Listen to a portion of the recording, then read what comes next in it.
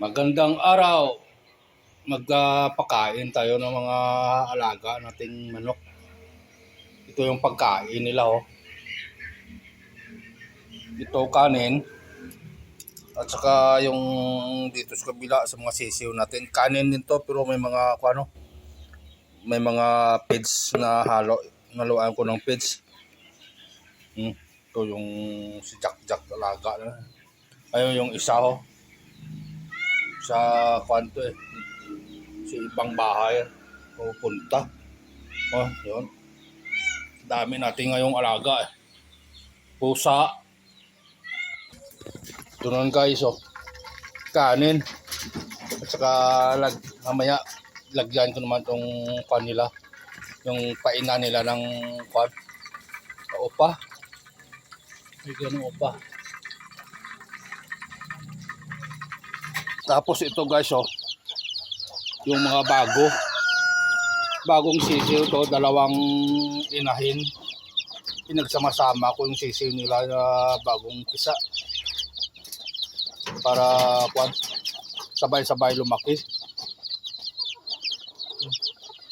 para hindi maano kung nakakuan kasi nakakuan sa lupa at nakakuan yung nanay niya eh, namamatay yung mga sisiw. Kaya nito yung maliit na mga sisiw ganito kaya lumaki na ganito nakalaki yung mga maliliit. Oh, ganito din. Yung mga maliliit na sisiw, hindi ba malalaki konti yung sa kabila. Ito na nung nangyari, malaki-laki na. Yung mga malaki na dito na yon. Yun din ang ginawa ko sa maliit na mga sisiw. Pag pisa nila, nilagay ko lahat yung sisiw, kinuha ko sa nanay nila. Ito na yung halimbawa na lumaki na sila lahat. Ayan. Yung ginagawa ko para hindi mamamatay.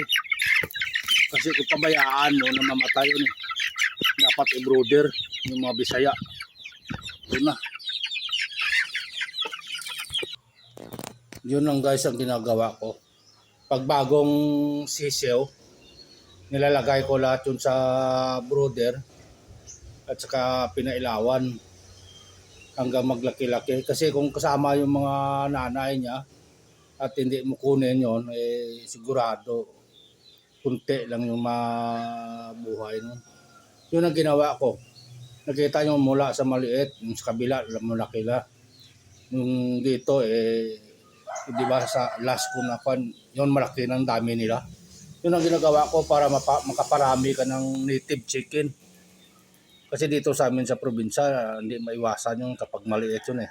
Ang daming mga pusa, kung ano-ano yung mamamatay, lalo na sa init, kung minsan sa lamig, yun. Pero kapag ganyan yung ginagawa mo na i-brooder, malamang mga 80% ang daming mabubuhay yun sa mga Bisaya mo manok, kaparami ka. Dati nakaparami ako ng native chicken, mahigit. Sobra 100 lang yun. Yung pagkonsumo lang ba na sarili, hindi naman na pangbenta o pangkain lang.